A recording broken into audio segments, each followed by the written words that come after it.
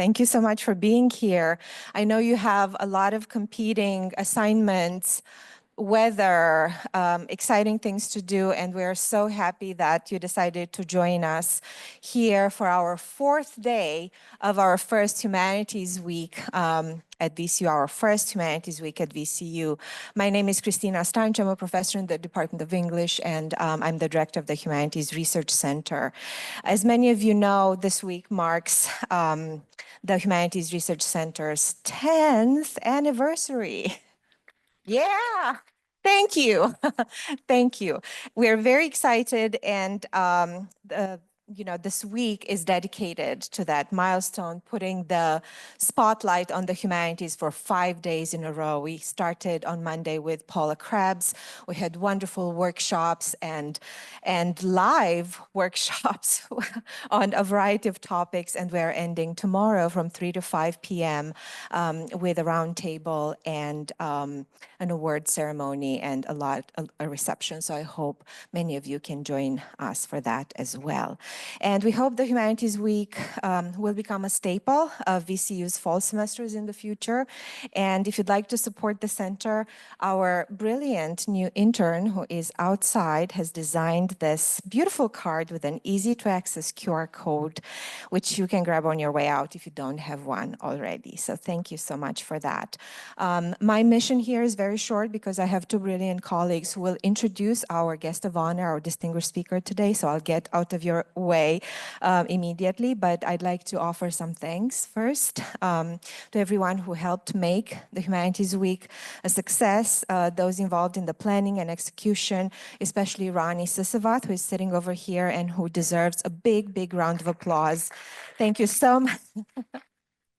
Thank you. Humanities Week will not exist without you. And I must say that the conception and just the planning belong to Rani in 90% of the effort. So thank you so much. Ellie Musgrove, who started working for us part-time last week. Ellie will be taking photographs.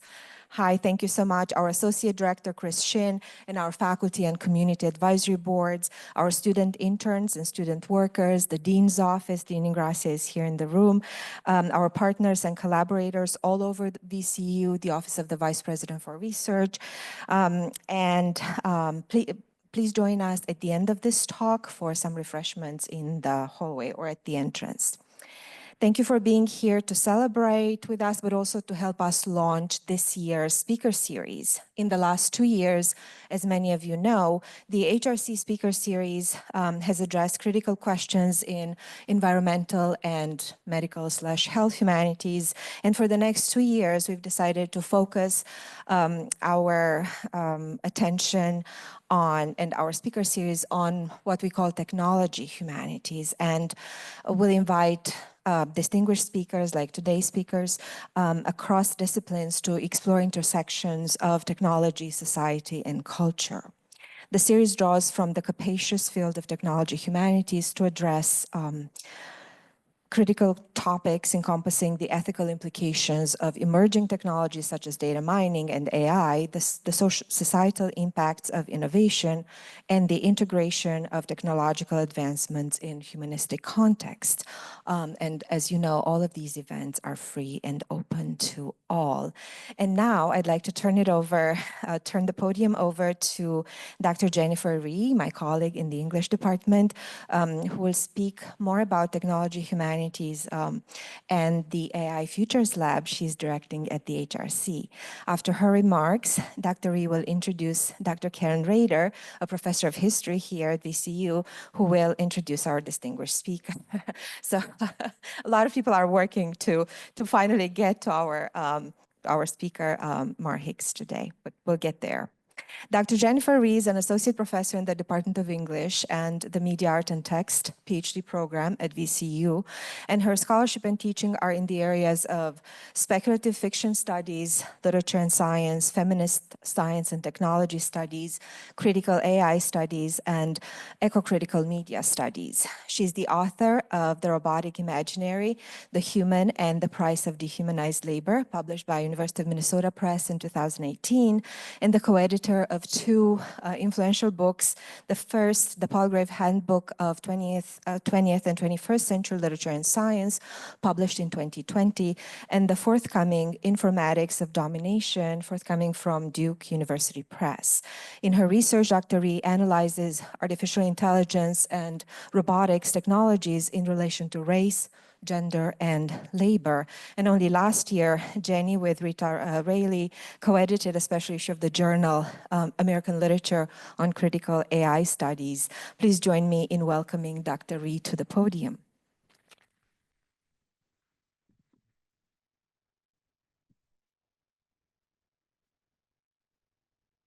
Thank you, Christina. Oh, thank you. Can everyone hear me? Okay, great.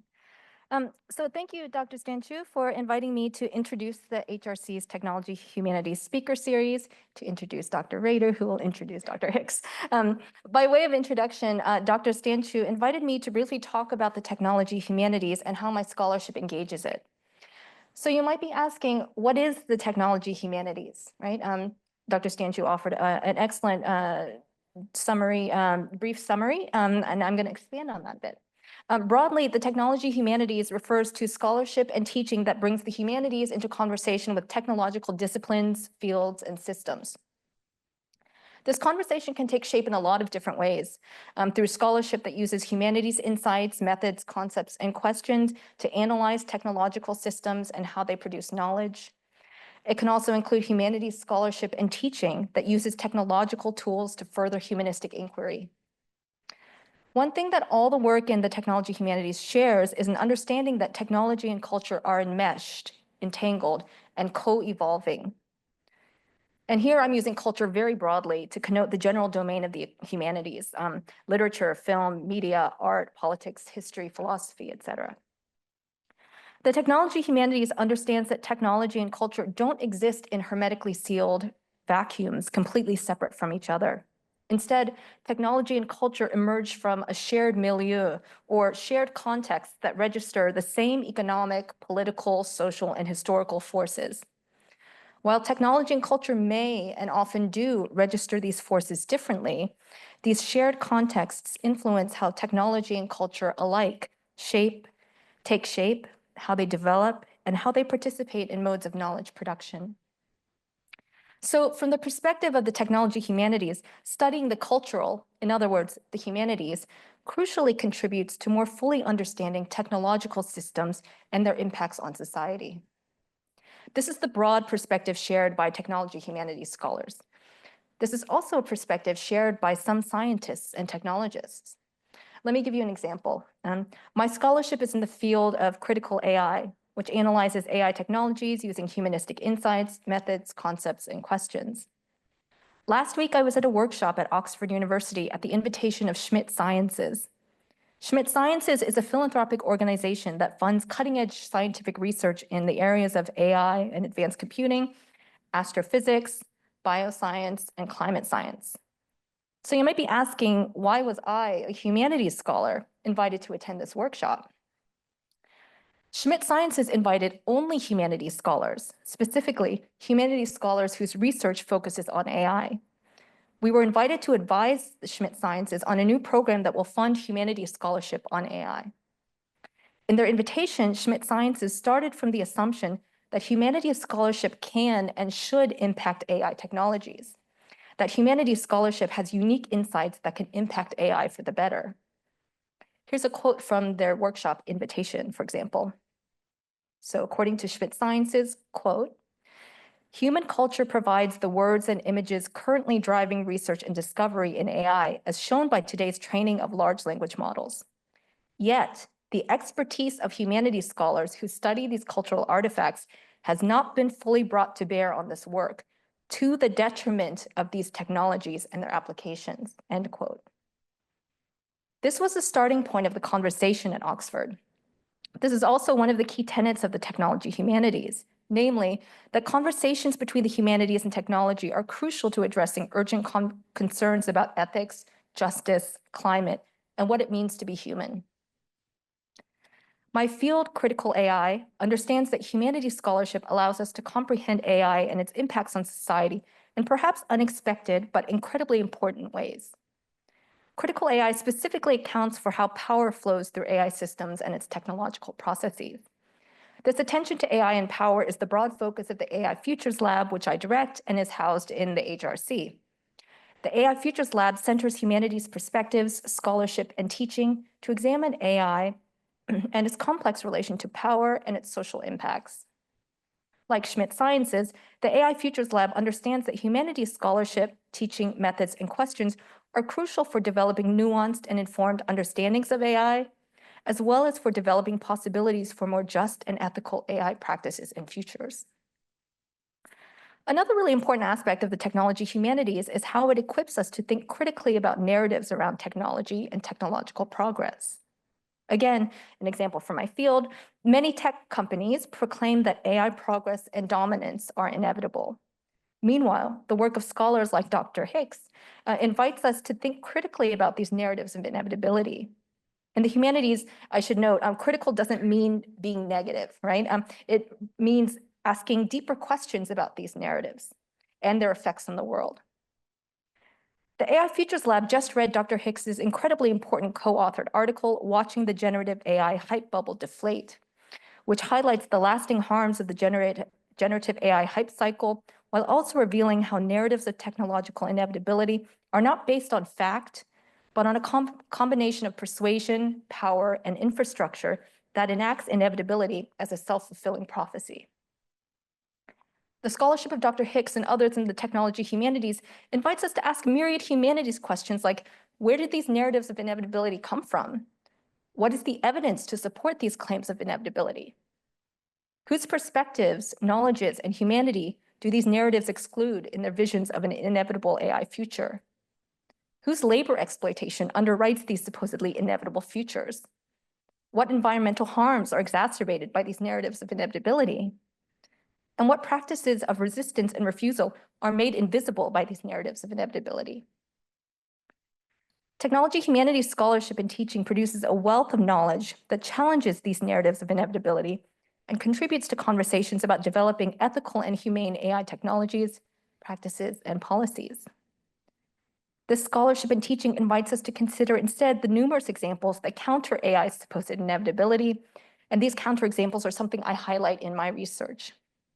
For example, the 4,000 or so Google employees who successfully advocated for Google to end its contract with the US military for Project Maven, which was about using AI to identify possible drone targets in satellite images. Another counter-narrative example includes the 17 US cities and 3 states, including Virginia, that have passed legislation limiting or banning government agencies from using facial recognition AI on account of the racial bias encoded in these systems. I should note that this legislation does not solve the problem, far from it, but it's an important starting point that views facial recognition AI not as inevitable, but as a matter for communities to decide if or how to use it. There are also AI practices that reimagine how AI can center data ethics, like Te Hiku Media, a tribal radio station in New Zealand that built an AI system to preserve the Maori language. Te Hiku Media's AI system is founded on principles of data sovereignty, which means that the community that produces the data decides how the data is used and who has access to it. And any monetary benefit that accrues from the use of this data goes back to the Maori community.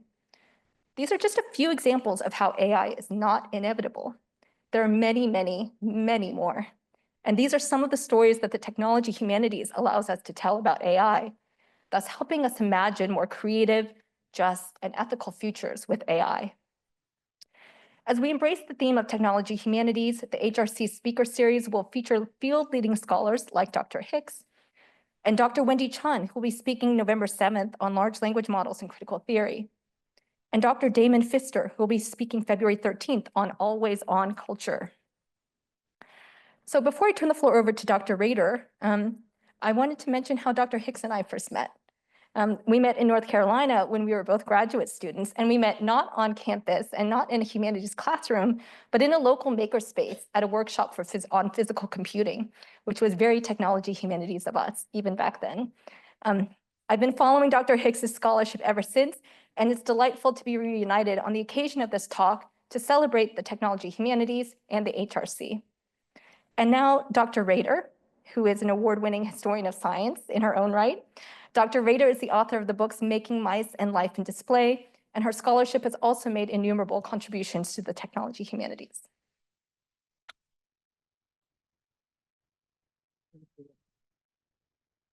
Good afternoon, everyone. Thank you, Christina. Thank you, Jenny. I'm going to be really brief because we all came here to see Mar, not me. So I don't know Mar Hicks well, but I have known and admired Mar Hicks's work in the history of technology for a long time. You can see they're currently working in Charlottesville at UVA's New School of Data Science.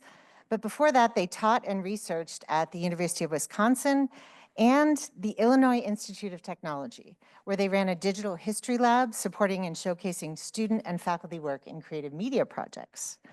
Further, I learned from their published work that before becoming an academic, they were a Unix systems administrator at Harvard, the same institution where, decades before, their mother was pushed out of the PhD program in astronomy, having been told she was taking up a spot that could have gone to a man.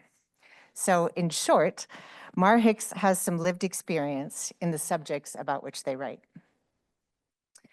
In one About the Author blurb, Hicks describes themselves most concisely as specializing in, quote, history of computing, gender, and disasters.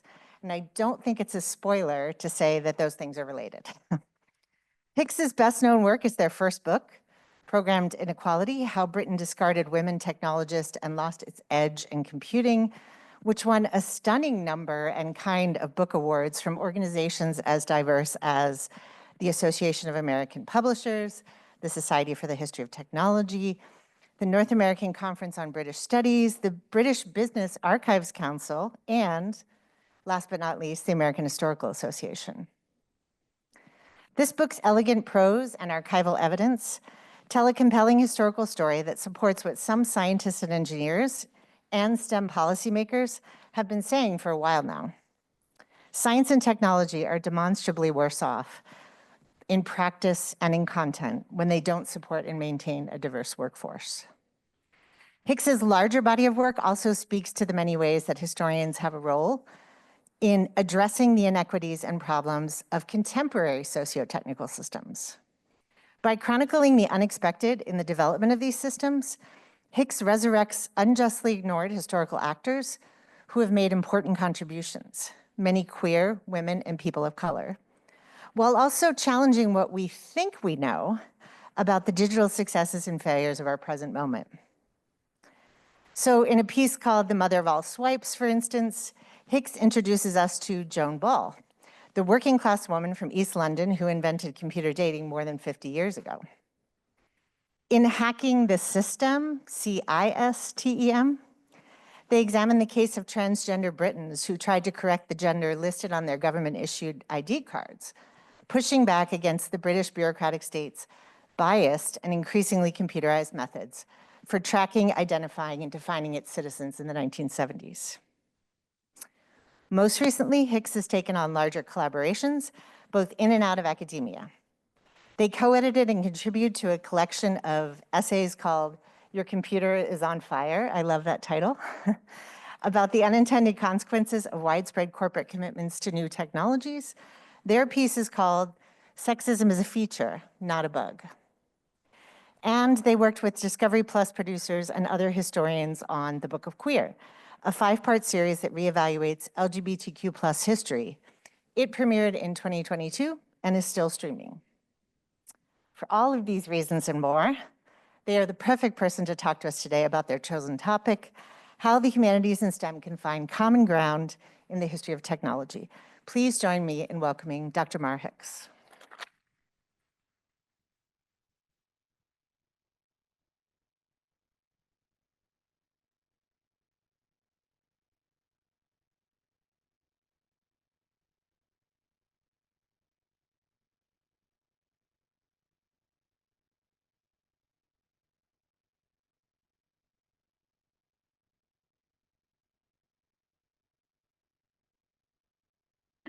Thanks. Is the sound level good for everybody? Terrific.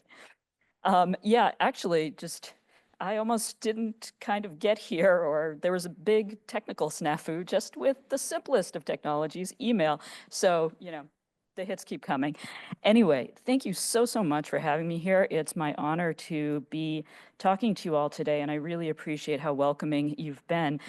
Huge thanks to Professor Sisaveth, to Professor Stanchu for setting all of this up. Huge thanks, of course, to Professor Rhee for that really wonderful contextualizing introduction. And thank you, of course, to Professor Rader for that specific introduction of my work. A lot of spoilers in it regarding what I'm going to talk to you about today.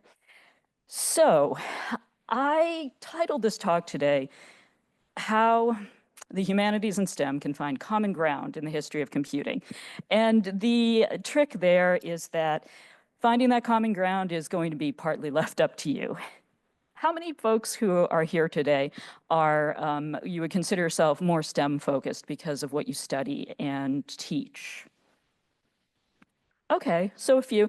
And then the rest, would you consider yourselves social science, humanities folks? Okay, so sort of the overwhelming crowd. So we'll probably have more in common as I'm talking, but the folks who are here from the more STEM end of the spectrum, I hope that this serves your needs and purposes well in some ways too. And in the Q&A, I think we'll tie them together if we don't get there in the talk. So as Professor Rader mentioned, one of my major interests is the history of computing, and also going along with that, the history of labor.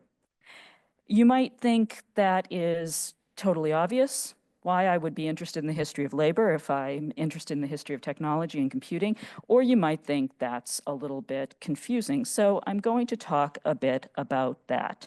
Let's start here. This is a good place to start. It's very early on in what we might call computerization, or some people call the digital computer revolution. This is the Colossus code-breaking machine that was used for essentially warfaring, cyber warfare, by the British at Bletchley Park in the mid-20th century during World War II. And it's a very important technical first, but the reason that I think we should care about it is because it's an even more important geopolitical first. It changed the course of that major war. It's the reason, in fact, the intelligence unlocked by it is the reason that the Allies were successful in the landing on D-Day. So the reason I think it's important to start here is twofold, because one has to do with the labor element that I'm going to get into in just a second, but the other part is that I want us to remember that these technologies, as gadgetified as they've become, they started out as weapons of war. And there is, in many ways, a direct lineage from that to things like this. The people who are in this photo up here, you might have noticed that they're women, and they're operating this machine to break codes, enemy codes that have been intercepted. Oops. And here's one of them, not one of the operators in that actual picture, but one of the operators who is there doing the same work, whom I had the fortune to interview. Her name is Lorna Cockayne. And one of the things that Lorna said to me that I thought was really interesting was that she was very sanguine about her role in these history-making events. For one thing, she was very self-effacing. And the second thing, too, is she clearly positioned herself as sort of a cog in a machine, metaphorical machine, as somebody who is just a small part of something that was going on that was bigger than everybody, and also that she didn't really have much control in what was going on. She also didn't have any illusions about the, sort of magical or heroic properties that a lot of people attribute to early technologies that do things like help people win wars. She mentioned that at the time she thought, to herself, they said it was the war to end all wars, World War II, but we're still in wars all over the place. So she was very clear-sighted about her role and the role of computing technology. And its origins in warfare and state control of information, which I think is going to be something that comes up towards the end. But let's get back to talking about the labor aspect a little bit more. Women were performing computer programming and operation and systems analysis jobs during World War II, not simply because men weren't around to do it, because men were at the front. That was true of some jobs, but it wasn't really true of computer-related jobs. The reason that they were doing computer-related technical work is because at that point in time, it wasn't seen as important the way it's seen as important now. It was seen, because of its nature as technical work, as being rather rote and something that you just had to grind through. And so after the war, instead of men coming back from the front and rushing into these jobs, women stayed in them. They stayed doing the programming and what we would today call sysadminning or systems analysis, and all the operating and data entry as well was women doing it. So the early history of computing, and pretty much all of the pictures, and I'll flag when they're not from the UK, but pretty much all of the pictures that I'm showing you are coming from the UK context, but the same thing is happening in the United States and several other English-speaking countries, including Australia at this time. So it looks kind of like this in early computing. Women are all over the early history of computing. This is actually a photograph of a British computer installed in Ghana. But you might know that at some point in time this changes, right? There's a gendered labor flip that occurs, and the field becomes kind of known as being more male identified.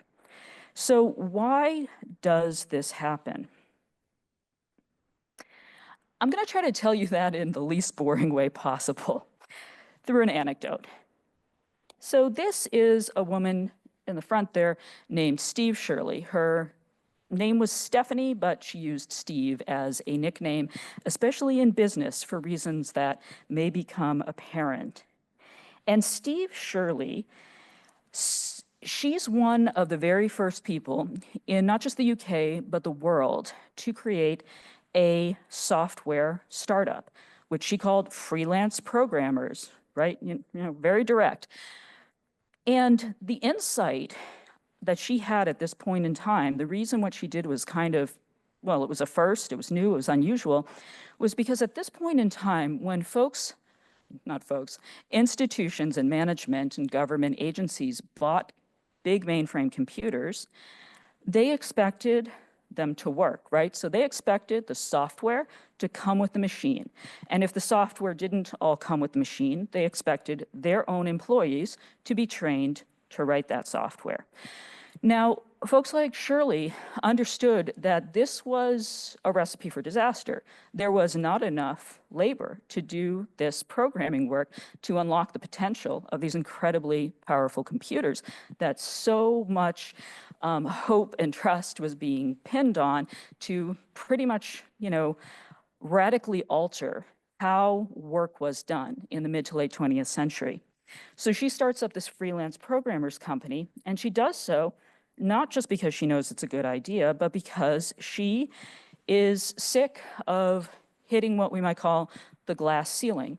She has been passed over and sort of denied promotion after promotion, even though she's earned it. And it's very apparent it's because men are being promoted and she is a woman. So she does this startup with a twist. She knows there are many, many other women who are encountering this situation where they're being held down or even pushed out of their technical computer programming and computer work jobs. And so she focuses on hiring the women who are in that same position and being pushed out of their jobs in the mainstream workforce. And then she gives them family-friendly, working from home opportunities. So this is a woman who became the technical director of her company named Anne Moffat.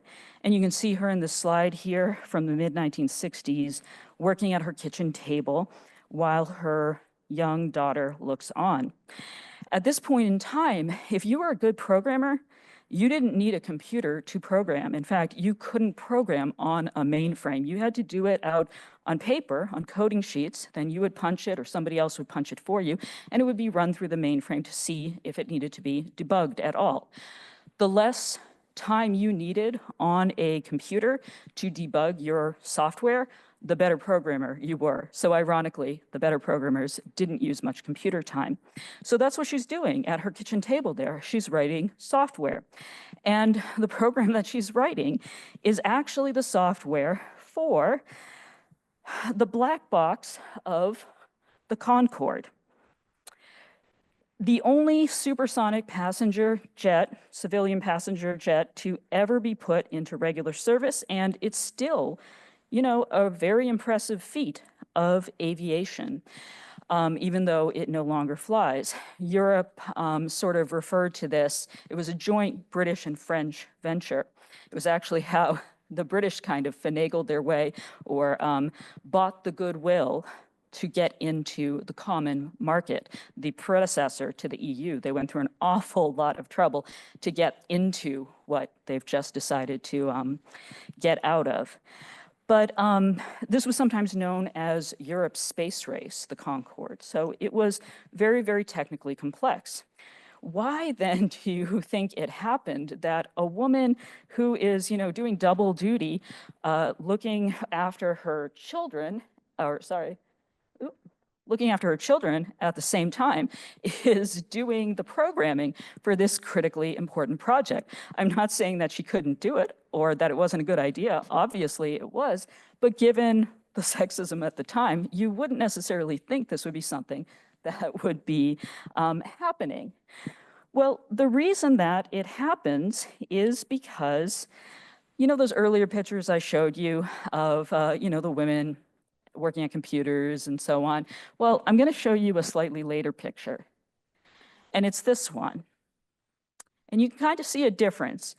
The machines are bigger and the labor force is much smaller. And that was not something that was fully planned or fully beneficial. So what happens is that during this period, as computers are starting to become more and more integral to government and industry, and even more importantly, people in positions of power, management, they're starting to recognize how critical computers are going to be in the long run, how people who know stuff about these machines and can control these machines are going to be the ones in control.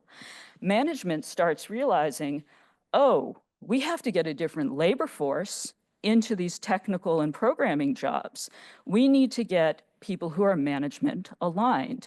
Now, to be a woman in this context in the mid and even to late 20th century, it didn't mean you absolutely couldn't be management, but it pretty much meant you were not going to be targeted for any role in management, especially in the UK, and also this happened in the US. Women would not be seen as appropriate managers for mixed gender staffs or supervising men.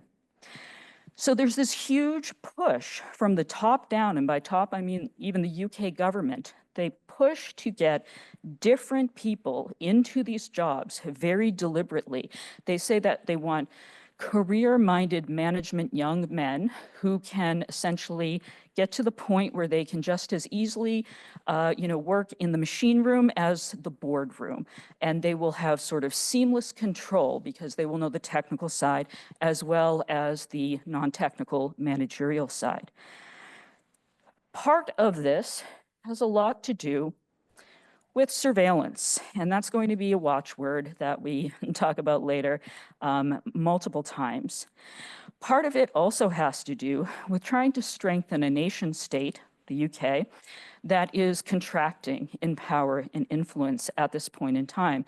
As you know, from the centuries before this, the UK, England, went around the world trying to build an empire and to brutally extract whatever labor and also physical raw materials, resources that they could from other countries. And by the time we get to this point in the mid to late 20th century, many of those countries are saying no, and they're fighting for and winning their independence. And so a related thing that is going on is that the UK is looking very carefully for how to maintain as much power on the world stage as possible. And one of the ways they think that maybe they can do this is to provide computers globally so that their computers, British computers, are running banking systems of other countries, are running governments of other countries.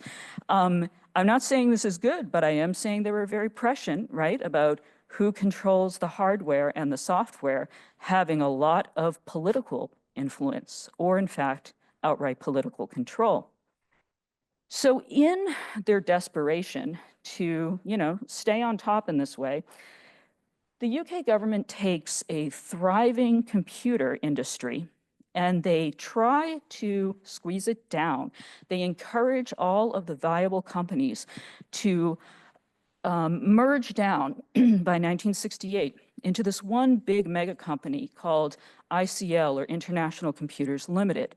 The reason that they did this is because they thought first that they needed an IBM killer or an IBM competitor, big company that could go toe-to-toe with IBM globally. IBM, International Business Machines, US company in the 20th century that was very, very powerful and instrumental in computerization in the United States. I say that because IBM does not have the juice it once did, and I've actually had students ask me, okay, wait, what exactly is IBM? So that's why I mention it. The other thing that they want is they want essentially one company, the government wants a company they can control, and that they can say, look, we will promise to buy just from you, but we want you to build the kinds of machines we need. We need these massive centralized mainframe solutions that look kind of like this.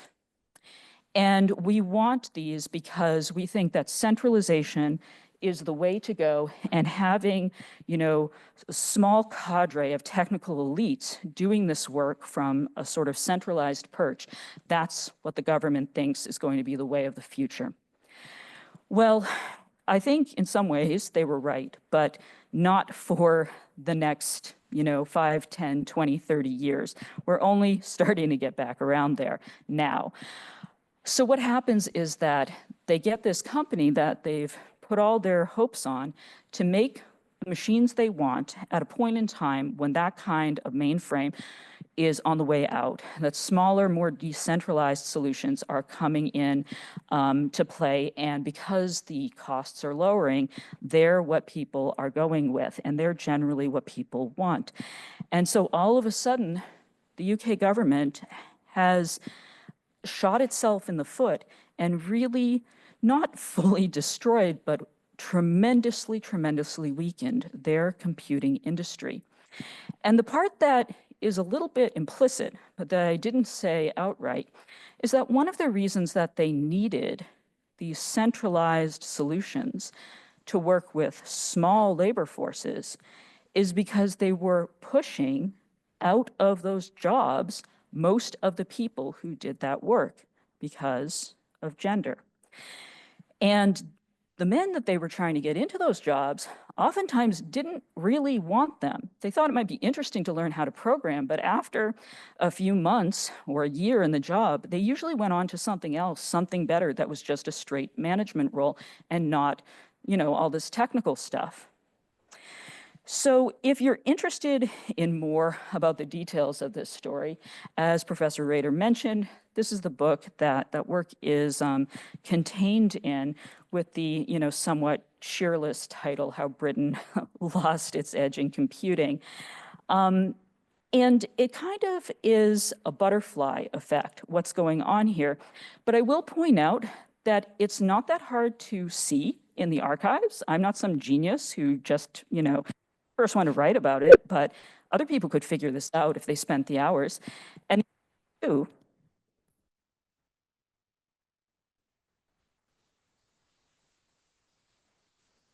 Oh, here it comes. Sorry about that. The other thing too is that even at the time the people who were making these decisions and discussing these decisions in government and industry, they knew that this was a risk and they had an inkling of some of the mistakes they were making. Very quickly after the shit hit the fan, so to speak, there were lots of postmortems about what happened and why. And they pretty much came up with why it happened. But here's the important part. Basically, they said, well, there was no helping that. There was nothing we could do. It's not like we could rely on a labor force of women to manage this important part of our economy. So they both knew what they were doing and also didn't quite learn the lessons that we would have thought they did. But I'd like to return at this point to this slide here, to this computer, this centralized government mainframe. Here's another picture of it.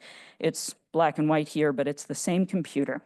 And I'd like to tell you about a bit of history that I think hopefully you'll find interesting and also maybe a little surprising in the mid-20th century. And what I'm going to tell you about is essentially the early history of transphobic algorithmic bias. And as far as I can tell, this computer here is the first instance where we see a program that has transphobic algorithmic bias built into the program.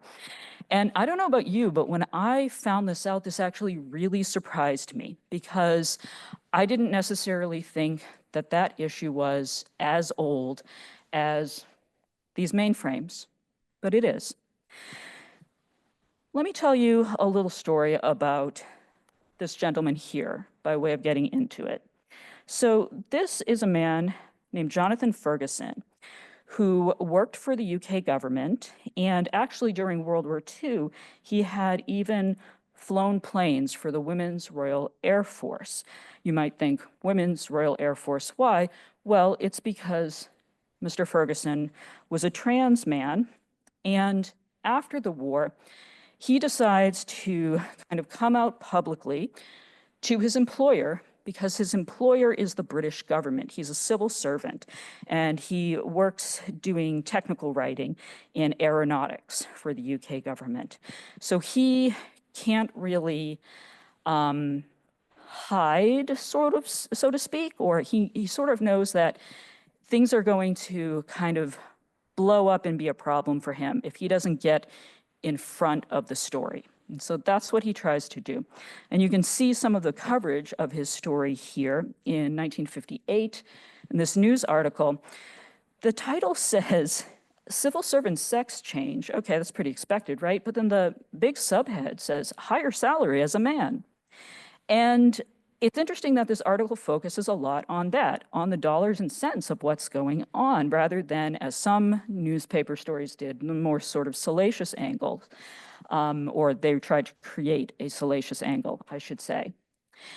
What happens with the salary thing is that because Jonathan Ferguson was perceived as a woman at work, he had a certain level of pay that was lower because women were paid less than men at this point in time, even in the so-called meritocracy of the civil service.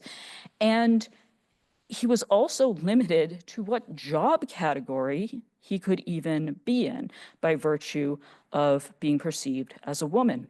And so when he publicly comes out and his employer accepts him, what happens is not only does his pay rise, but he instantly gets bumped into a much higher job category for doing the exact same work.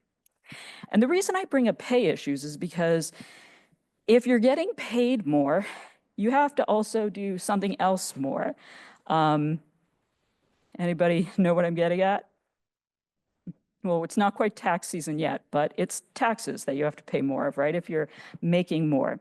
And that's where we get back to that computer that I was showing you, because that computer was installed in the Ministry of Pensions and National Insurance.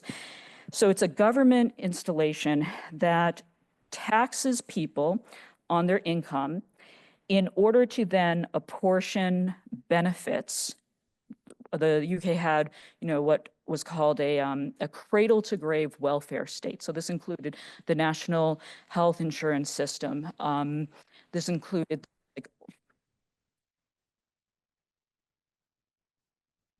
Sorry about that. I promise I'm not pressing the button. I think it's falling asleep. I hope nobody else is falling asleep like the microphone.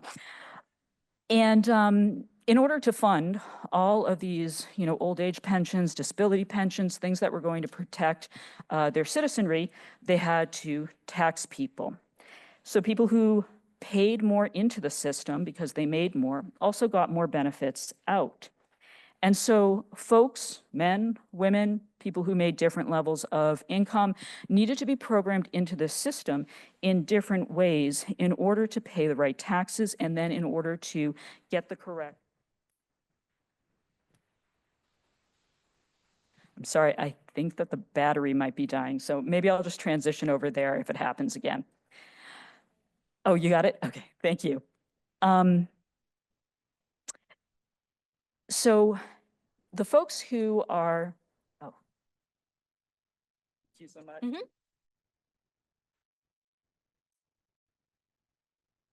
So the people in government who are testing, testing. Is it on yet? Okay, great. Thank you so much. Appreciate it.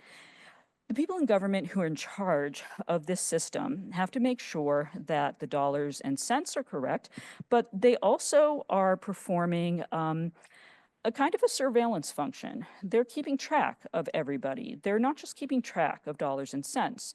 There is a gender marker on people's national insurance cards, as well as their name, as well as a lot of other information.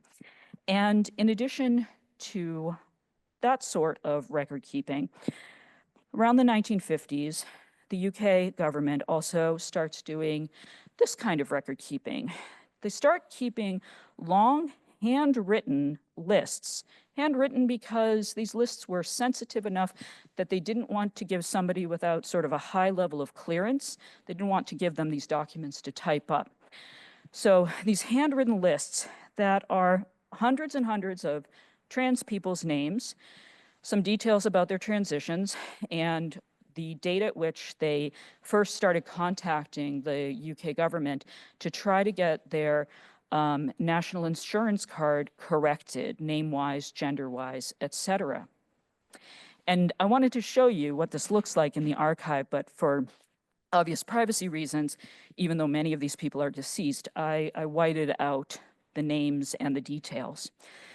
But this list and others like it were in files in the UK National Archive that were secret files, secret unopened files, that while I was writing that book that I just talked to you about, I kept seeing the titles, and they had something to do with computing, and they had something to do with gender and trans folks and taxes. And so I tried for about 3 to 5 years to get these files open through the UK equivalent of a FOIA, Freedom of Information Act process. And finally, a bunch of the files were opened. A lot of them remained closed, and a lot of them were also redacted very heavily. Interestingly, the ways in which they were redacted were not the ways I would expect. All of those names, all of the citizens' names were just in there. But high-level civil servants who were named in that file, their names were often blacked out, which is kind of interesting, right? It shows you a little bit of the power dynamics at play even in the archives themselves. But I'm so glad that the archivists did, in fact, save these files and make some of them available, because it's a very fascinating story.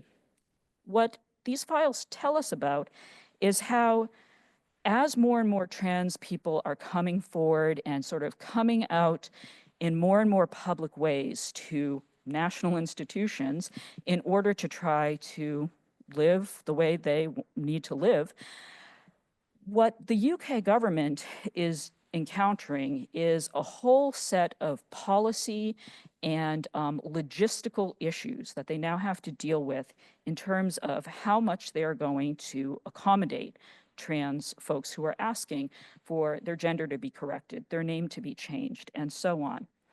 And interestingly, the government is pretty eager to fix the pounds and pence, to fix the numbers. They do that very, very easily.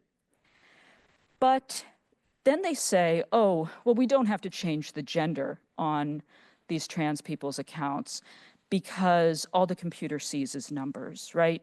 There's no point.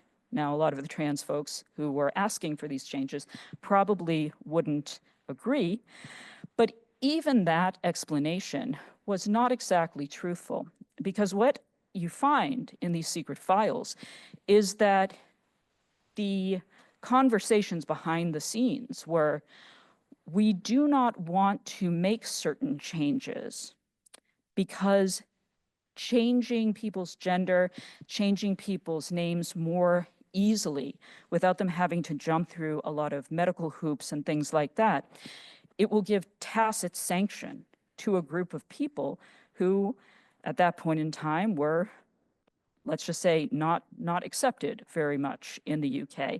And if you know anything about the recent history of transphobia and transphobic trolling online, you know that the UK is actually ground zero for that kind of harassment still.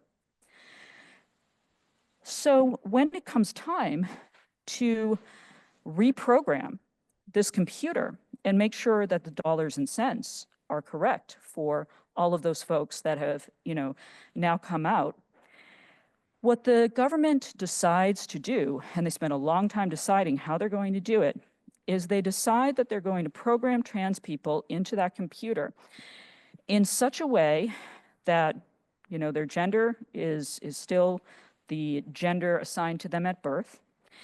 And when a trans person's account gets run through it, the machine is instructed to throw an error code that kicks that person's account out of the data processing chain. And then a high-level civil servant will then have to come over and go through a series of pen and paper steps to reconcile that account and make sure that the person gets the correct amount of pounds and pence they're entitled to. Now, why did they do this? Well, as you can probably guess, it wasn't a limitation of the machine. And in fact, it would have made a lot more sense from a technical and efficiency standpoint, because we're talking about millions and millions of people, accounts, and then also many more millions of operations on these accounts every week, every year. So they make this kind of strange choice to injure efficiency by using a machine that could do it, no problem, to instead slow down and not do it, and to kick these accounts out of the processing chain. There was even a specific error code. It was called error code RD2B.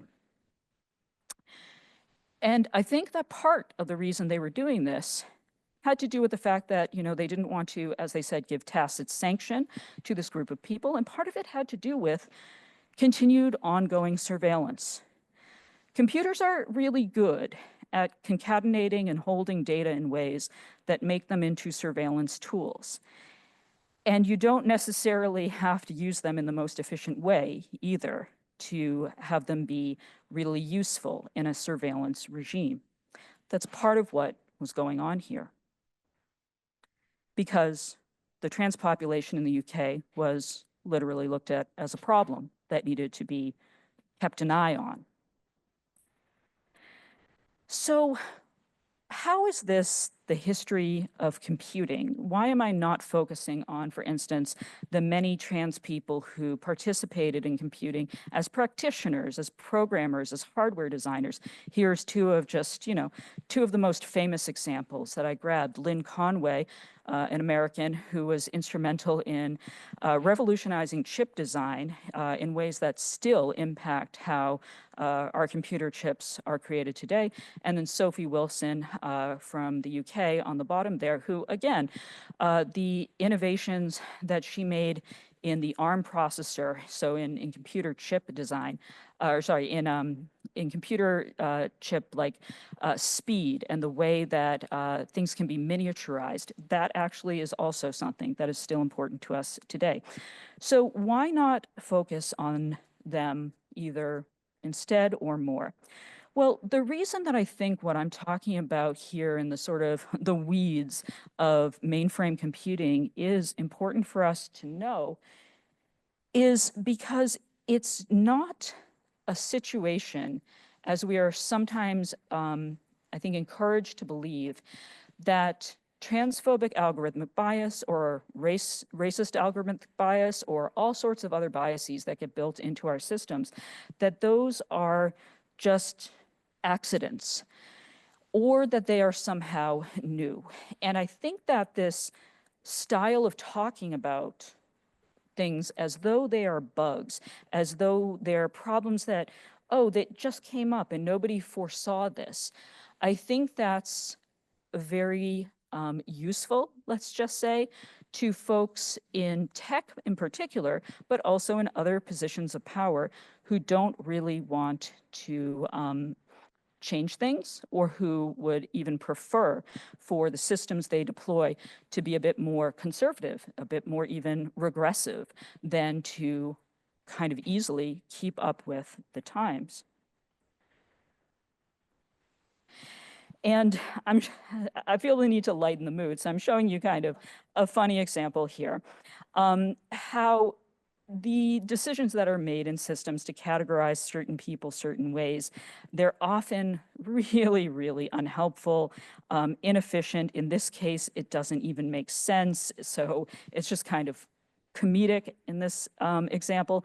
But it also happens, I think, more than we'd like to believe, because technologies need these categories to function, and they need these categories and sort of stylized information to function as efficiently as possible. And in so doing, they often tend to paradoxically favor tradition over progress, or even, in some cases, over efficiency. And this might seem, like I said, a bit paradoxical, but any of you remember this incident from 2019 where Google created this internal AI ethics board, and they ended up putting some problematic people on it. One person in particular was very transphobic, xenophobic, and so there was a huge employee backlash. And the employees were basically saying, who chose this board? You know, what was the criteria for getting on this board? And we want more input, or there should be sort of some process or input. So it's not just management deciding, these are the people who are handpicked to decide what ethics means in new technology. Well, after this huge backlash, the company just decided to shut it down. They just erased it as though it had never happened. And it's a great example of just how problematic it is to have companies self-policing. The whole fox guarding, the henhouse thing doesn't work very well in tech or anywhere else. And, oops, oh, I'm sorry. I think I skipped a slide. There we go. And I just want to note that these issues that we're talking about, you know, so far they've been a little bit amorphous. We've been talking about taxation and ethics and things like that. But these issues have very real life effects, and problems with how people are categorized. They can make it so that, you know, you can't move freely. They can make it so that you're harassed while trying to go about your daily business or travel or cross borders. And the new algorithmic efforts to, for instance, recognize, quote unquote, recognize gender through facial recognition technologies, I think we have to think about who exactly is that serving.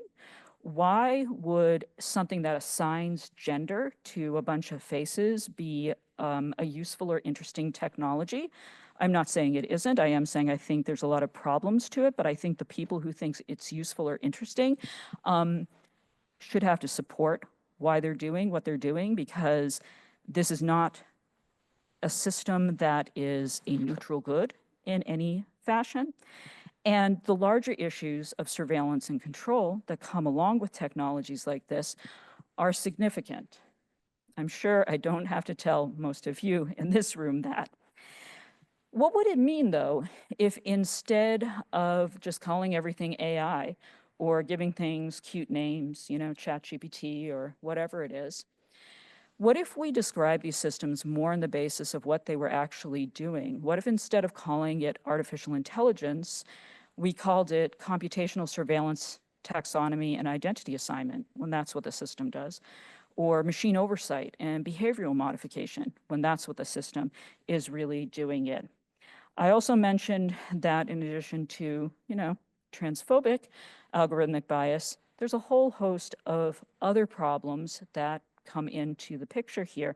This is Dr. Joy Buolamwini, who did a lot of really important studies on facial recognition, but here's a video of her trying to modify a face tracking software program, and she is not able to even do so to test it to be recognized until she puts on this comically fake white mask because it won't recognize her face because she is a Black woman.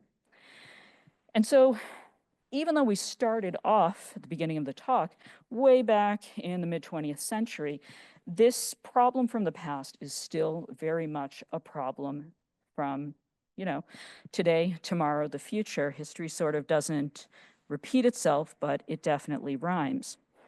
And all of these different categories that you can see here on the slide, you can probably think of, I'm guessing, pretty quickly, one or two instances where this is something you have actually seen happen, where static categories have been taken into systems, sort of made into the building blocks in certain systems, and then have caused an amplification of harm. And these systems oftentimes are critical informational infrastructure that we either can't avoid using or that it would be very difficult to get by without. And just so we don't forget the history here, oops, pardon me. I'm trying hard not to turn off the mic and also not drop anything. So going back, again, back to the 20th century, all of the systems that we're talking about, and especially when we talk about the history of computing in the United States, we talk about like Silicon Valley, or some of you might be familiar with Research Triangle Park, which is in North Carolina, sort of baby Silicon Valley here on the East Coast. All of the systems that are being built, they also are creating contexts, local contexts, in which a variety of things are happening, including things like professionalization and economic uplift. But at the same time, certain groups of people consistently being left out or pushed to the margins. So the woman standing in this photo is Dr. Marjorie Lee Brown. She was the head of the math program and a professor at NCCU, that's North Carolina Central University, which is a historically Black college and university.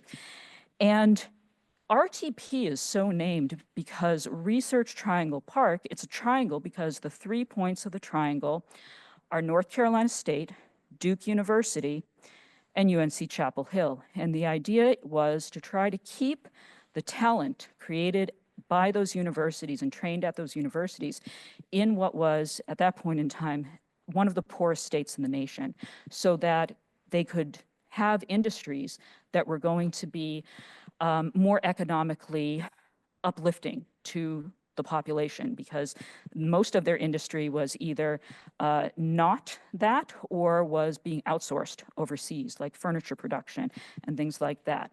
Hogs are still one of the main industries in North Carolina, but so is biotech, so is high tech. You may notice that when I pointed out the points of the triangle, RTP, I mentioned Durham, which is in, or I'm sorry, I mentioned Duke, which is in Durham, North Carolina. That's the same place that NCCU is. But NCCU was not a point of the triangle. It was an afterthought. It was not mentioned. And yet, Professor Brown was trying incredibly hard to get a grant to get As far as I can tell, the first mainframe computer installed at an HBCU for the purpose of training students, essentially for the purpose of ramping up a CS department, which is eventually what this led to. Now, there's a lot of echoes of this today, this sort of uneasy line that minoritized people and populations have to walk when trying to benefit from technologies that are heavily invested in, let's just say, and particularly heavily invested in by the government. This is Dr. Timney Gebru, who was a former AI technical lead at Google.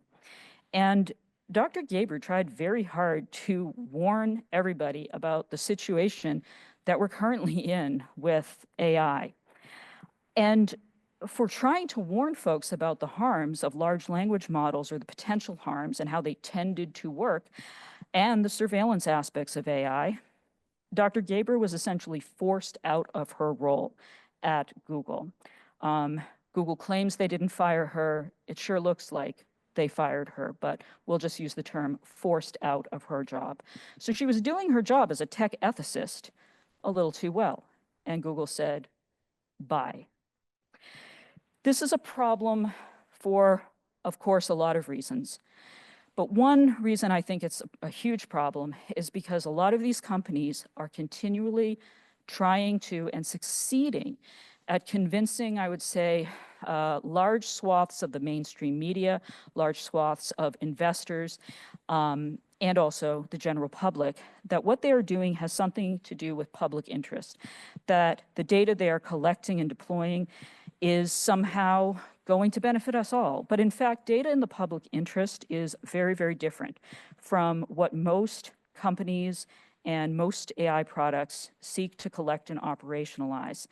And this is a real problem because companies that do not have a market incentive to do something obviously won't, and they may do, in fact, the exact opposite, leading to harms that are so evident and severe that even their own employees again and again come forward to, as this article puts it, revolt. That was in the case of Google, to blow the whistle. This is a whistleblower at Facebook. I've already shown you Dr. Gebru, who did not go quietly, to her credit. And even tech companies that we think of as, you know, maybe a little more nice and kind and fuzzy because they're just on our television sets and they have more to do with cultural products. Well, you know, Netflix made some really interesting decisions that were actually not led by profit motive, that were pretty transphobic, according to some of the trans and non-binary trans people who work there. And the people who tried to call that out, again, were forced out of their jobs. So what does this lead to? These firings, these careers cut short, and more people realizing sort of that you can't get very far in changing a broken system from inside if you also have to play by its rules while you're trying to do it. So we already know that tech is not democracy, but the open question is what happens when it governs us? Because in some ways, these companies are powerful enough, in fact, to be pseudo-governmental. And I'm not just talking in terms of lobbyists. When Mark Zuckerberg says something, every single member of our government listens carefully. Well, going back to another thing that both Professor Rhee and Professor Rader mentioned in their introductions, we're seeing a really interesting set of problems play out in real time right now. We're seeing how, I've called it an AI hype cycle. If we want to be a little bit more polite about it, we can say there's been a lot of over-investment in and over-marketing of AI products and tools that are not out of beta, not ready for prime time, but the market and the companies producing them are trying to treat them as though they are. There's this great line from Professor Rhee's intro. You said something about how that process, the tech hype cycle, or the way that technologies are invested in and promoted, it enacts inevitability as a kind of self-fulfilling prophecy. And I think that's a very concise way of just hitting it right on the head. That is precisely what's happening. And we can see as well how anxious corporations that already make billions are to enact that process by the fact that major corporations like Amazon, for instance, they are saying that they have AI products or AI-driven services that are in fact not AI at all. So they were dinged in the news cycles a little while ago in April of this year because they had these stores that they claimed were running on AI. You could just kind of walk in, walk out with your purchases without seeing a cashier. But it wasn't AI at all. It was low-paid workers in India essentially watching monitors and doing the things that Amazon claimed they had an automated system doing. We also have another example from what's happening with Kenyan workers who have to kind of train and tag and get ChatGPT and other similar systems to not be so toxic. They're actually in the process of unionizing and pushing back against both what they have to do and how toxic that work is and how low paid they are.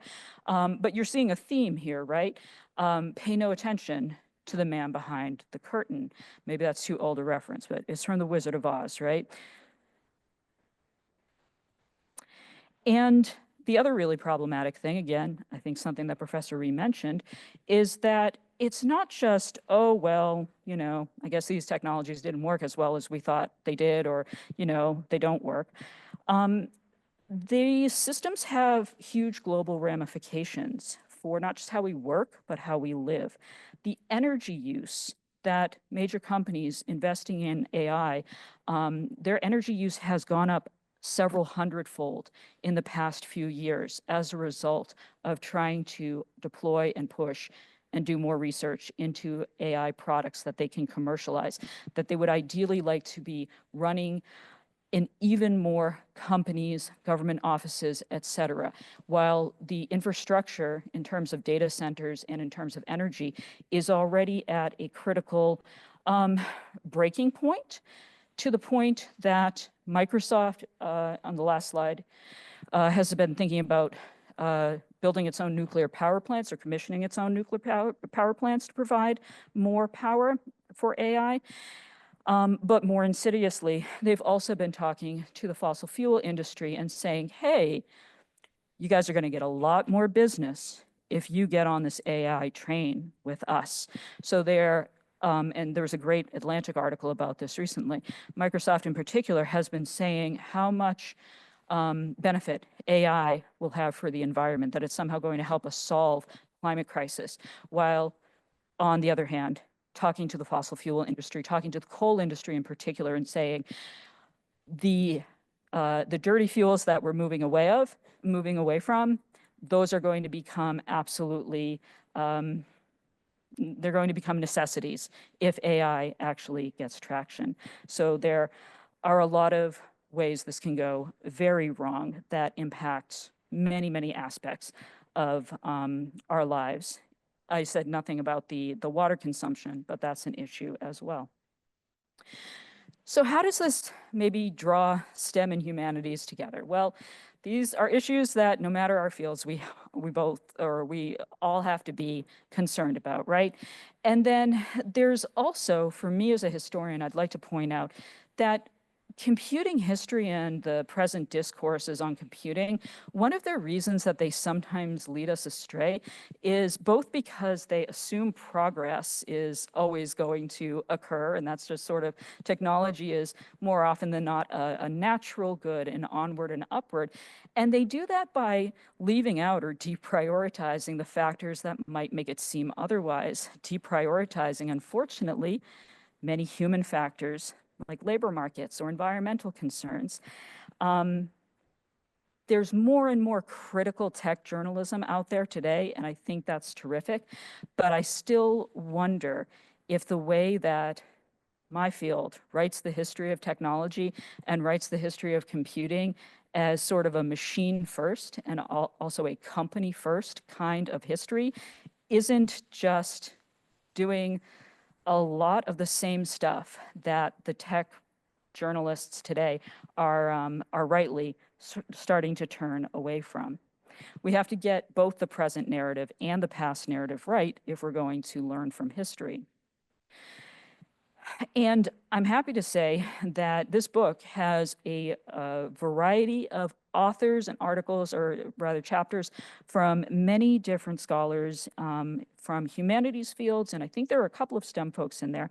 That is kind of a primer that you might be interested in if you are thinking, okay, what now? Now that we have this information, how do we organize, how do we push back? What are some of the specifics that might be actionable here? And to conclude, I'll just say that if I were going to boil down the takeaways from today, I would like you to remember that a lot of times when people present something as just a whoopsie, as a bug in the system, there's very often a good reason it's in there. It might even be there intentionally. It might be a feature, not a bug. The other thing is that technological fixes for social problems are not simple, and very often they do not work. The ways in which technological fixes do work is they have to be in a very sort of coercive, authoritarian, top-down way. Now, there are times when that is absolutely necessary. I don't think anybody wants sanitary sewer systems or clean water systems to be opt-in, right? We don't want cholera all the time. There's a lot of argument also, I would say, to be made for vaccines and things like that being required communal goods and things that are technological fixes for social problems.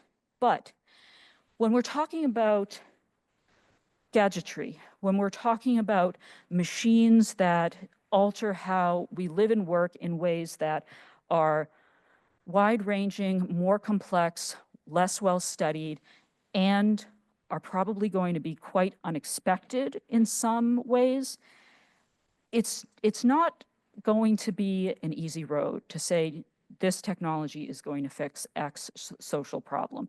And yet that's often what we're presented with explicitly or implicitly when we're told, you know, get on board with AI. It's the wave of the future, right? Everybody's gonna have to use it. And the last thing is that, and you might fight me on this, or maybe you won't, I really think that users are just as important as engineers, as designers in the history of technology, in the history of computing. But the issue is that the engineers and designers generally have more power. And that power, of course, mirrors existing hierarchies. And so we end up with another slight bit of levity. We end up, unfortunately, with jokes about how we are sleepwalking into, you know, disasters that a lot of people kind of can see coming. This is, you know, famous banger of a tweet. Sci-fi author says, in my book, I invented the torment nexus as a cautionary tale. Tech company, at long last, we have created the torment nexus from the classic sci-fi novel. Don't create the torment nexus. I don't think that anybody in this room is creating the torment nexus or is hoping to go out there and create the next torment nexus. But as Professor Rhee alluded to in the opening remarks, a lot of new graduates who have gone to work for certain technology corporations have found themselves sort of impelled into a system where some of them think that's exactly what's happening.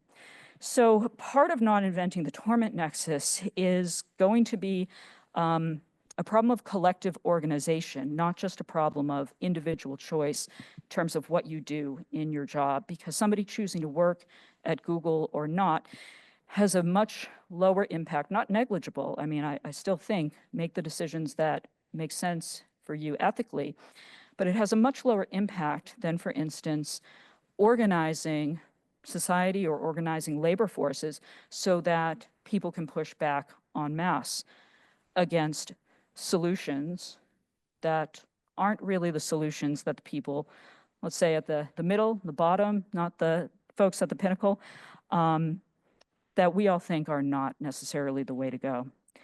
And these aren't new problems. That's the point that I think I'd really like to leave you with today.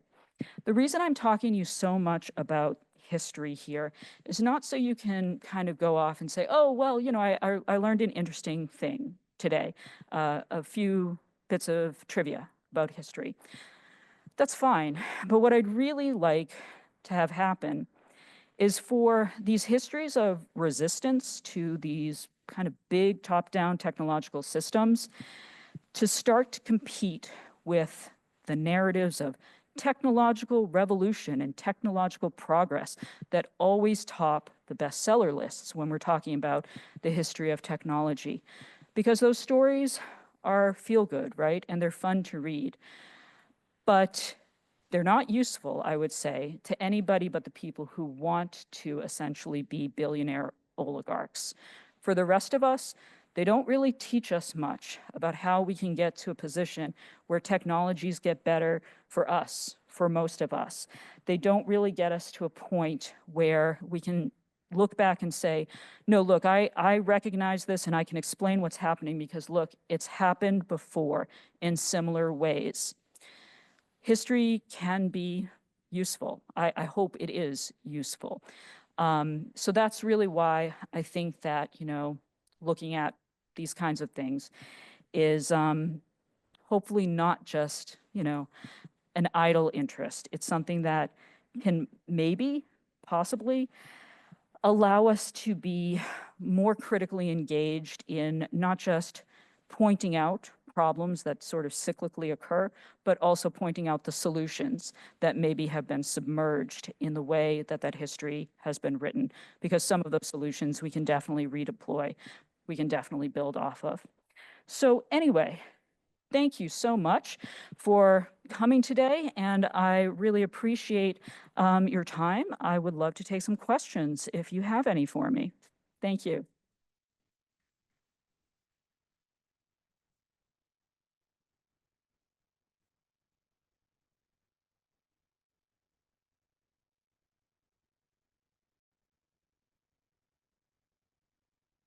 And I'm happy to take questions that are either about, you know, matters of fact that you just would like more information about, or questions that are more, you know, theoretical, things like that.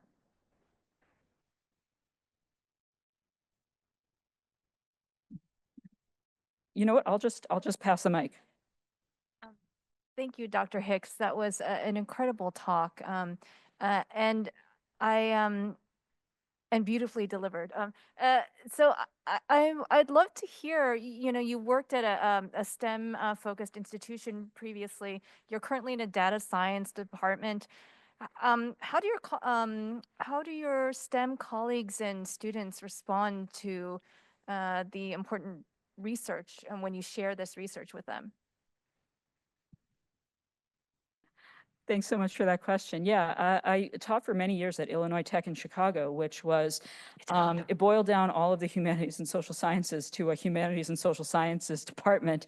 And then there were, you know, different departments for STEM degrees, because that was what they did.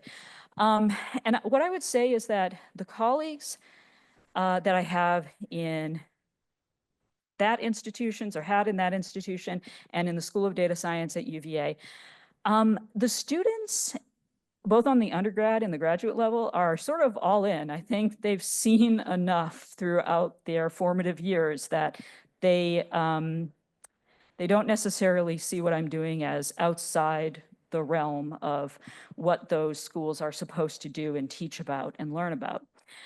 Most of my colleagues, I would say, also believe that folks who do work like mine have some sort of role there.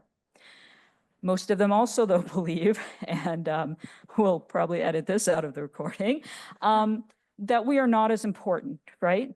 And that we shouldn't be paid as much.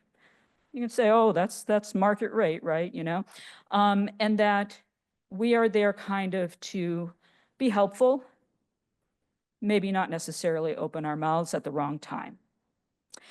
I'm very grateful to be at the School of Data Science because I think they really are trying to shift that paradigm, but institutional change is very, very hard. So I'll probably have a better answer or another answer for you in the next few years after we see how things go. But what's really heartening to me is that when I started at Illinois Tech, I taught folks, undergrads, who were taking my courses because they were required and they hated being there. And usually by the end of the semester, I could win over most of them. I could do enough to kind of interest them or make them feel like it wasn't a complete waste of their time. About 2015, I would say, that changed dramatically. And suddenly everybody was anxious and happy to be there. And I think that's continued. And I think the students who are coming up today, you know, they're leading the way in a lot of respects. They're bringing up issues and concepts that for many years, folks who studied even, you know, history of technology, though, had to struggle to get our colleagues to actually accept. I remember one person reviewed my book, I'm going to be a little petty here, and it wasn't a bad review, but right up front he said, this isn't a history of computing, it's a labor history. And that stuck in my craw because why not both, right? It has to be both. It has to be both. But thank you so much for that question. I hope that gave you enough of what you were looking for. I was really struck by how you were talking about the internal reviews and the ethicists that were essentially pushed out of places like Google. And so I'm just curious about your thoughts on what a possible safety mechanism would look like, since having an internal review or internal ethicist does not seem to work. Would it have to be a third party? Would it have to be government regulations? How to enforce it? And maybe I'm sort of like shooting way ahead, but I'm just curious in terms of oversight and sort of slowing this entire horse down, what do you think would be the best mechanism for that? That's an excellent question. And the best, you know, thing to do, unfortunately, is multiple things at once. I think that, as you alluded to, we need to have specific national regulations that have teeth. So the EU and GDPR, that has actually done, I think, a significant amount of good. There are some problems with it as well, but it is undeniable that that has been powerful legislation, more powerful than I think a lot of folks in the United States who were operating at high levels of industry thought it would be. And it's caused a few bumps in the road that I think have been pretty useful to slowing down some of the harms of these technological systems that we're all absolutely reliant on.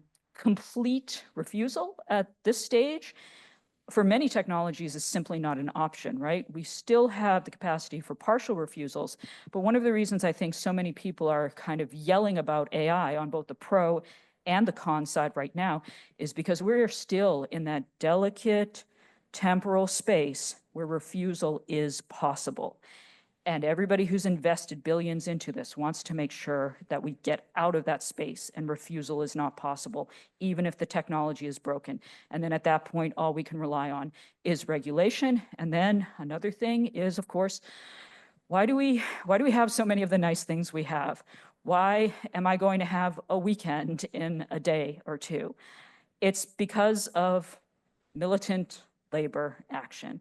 It's because all of the people like that I showed on those slides, the people, the Google revolt, Dr. Gabriel, who is organizing with some of her colleagues as well, they are trying to push from the ground up or the middle up to meet what government regulation might be doing. They're also, because some of these people are experts in the field, they are involved in trying to help write that government regulation.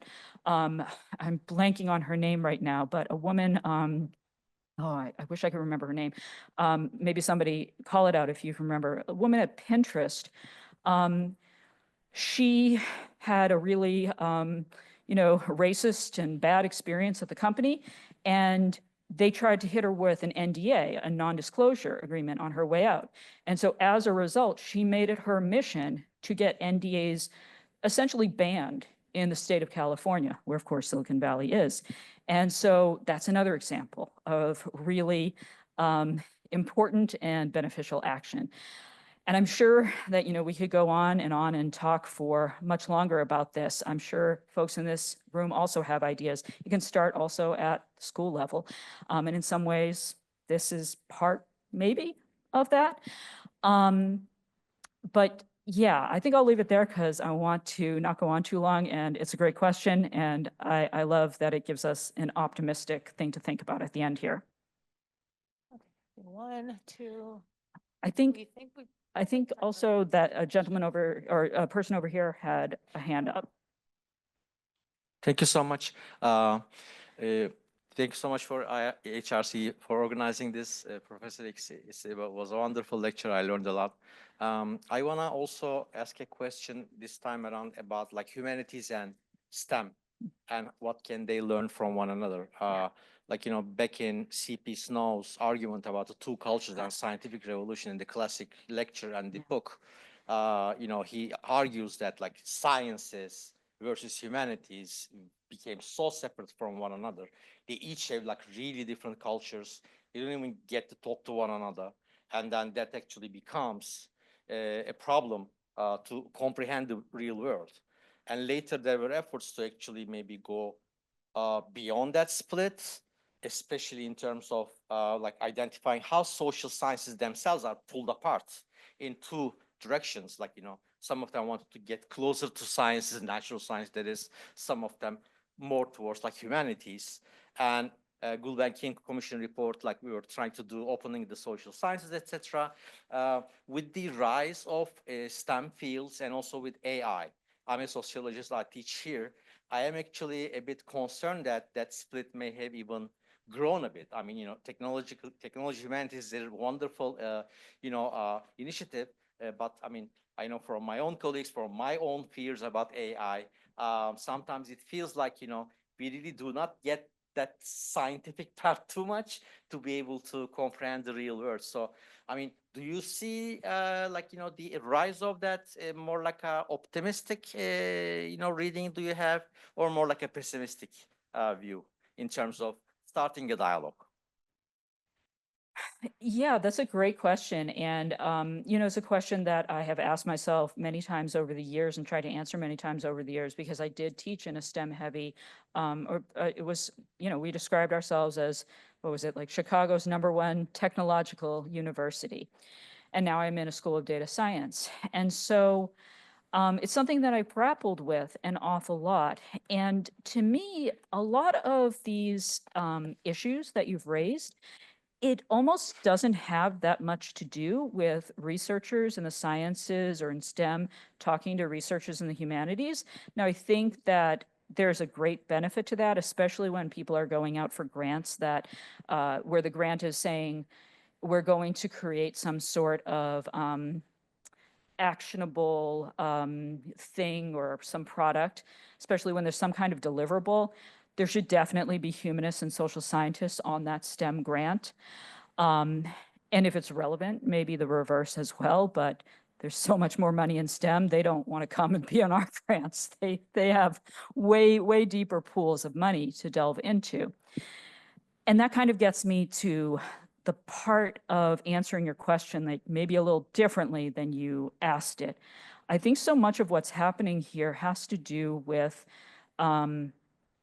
funding and the way that computer science in particular has in the past 10 to 15 years kind of been elevated to the queen of STEM and has become a shot caller and the biggest undergrad major in many places. And now data science is trying to jockey for replacement on some campuses. And being at a mostly STEM institution for, the decade before now, what I saw was that there was a ton of division and acrimony in between STEM fields, because so many people were seeing what resources were being thrown at computer engineering and computer sciences, and biological sciences, physics, mathematics were saying, we're getting nothing, and this is ridiculous. Why? This is disproportionate, and it's harmful. It's harmful to education, because there shouldn't just be one field that kind of just endlessly expands to take all the resources and to, in a pretty real way, kind of call all the shots, because the power dynamics are shifting in that way. So a lot of humanists are complaining about that as well, especially at schools that have, you know, a robust set of humanities and social science programs. But even at the school that I was at, where we didn't really, the scientists themselves were fighting these same fights because of the problems they saw in kind of overfunding research in certain areas, which does not actually make the research better. If anything, it makes it worse. It means that there's just a money grab, and people with very shallow and poorly thought out projects, and this 100% has happened in AI for the past 5 years at least, they just run in and they say anything and they get a few $1 million grant. And then they do something that maybe, and this is from a real example, that maybe is really harmful, like they run or try to create an AI facial recognition system that they then run on Facebook pictures to decide whether that person is gay or not. So overfunding, it's not generally something that produces quality work. And so I think that talking to our counterparts in STEM, that's certainly a big part of the issue. But I feel like the even bigger one is maybe what we should be talking to them about isn't, hey, will you include another humanist on your grant? Maybe it's, hey, how do we build power as faculty and as workers at a university so that we can actually have some real control over how resources are apportioned at a high level. That's much harder, but that's certainly something that I would like to see. And that's being done. I mean, it is being done. Thank you so much for that question. Wonderful presentation, Dr. Hicks. And by the way, I think that the name you might have been looking for was Ifioma Ozuma. That's it. Yeah. Thank you so much. If you Wonderful. want to Ozuma, yeah. So in Safiya Noble's book, Algorithms of Oppression, she talks about the Google search and the sexualized and racialized results that have come from that in similar ways as you just told in your presentation. In chapter 2, she talks about Black Girls Code, which is what she describes as a pipeline for, you know, getting minority people into those sorts of areas. And I was wondering about your idea or your thoughts about pipelines more generally and sort of the problematic aspects and some of the potential we might be able to see from them in the future. Thank you. Thank you so much for that question and for mentioning Professor Noble's amazing book, Algorithms of Oppression, a must read if you haven't. Yeah. My feeling about pipelines, so the pipeline method of trying to get underrepresented populations into STEM fields and computing in particular, that's been used for trying to increase the numbers or proportion of women in computing. Also specifically in the case of Black Girls Code, Black girls and women in computing. And the thing, I think people should have as much help as they want and can get to do what they'd like to do in their lives. But when you look at a problem that exists because of a lack of meritocracy, and the answer that you come up with is just, well, we just have to throw more underrepresented people into this anti-meritocratic system, and eventually they'll somehow overwhelm the unfairness. That is a problematic way of doing it. It's really, really harmful for the people who are being told, hey, go into this system and try to make it through. And it also doesn't work. So we've had the same pipeline conversation, at least for predominantly white women in technology for at least 50 years. And guess what? The proportion barely budges. The numbers rise, but only as numbers in that field rise.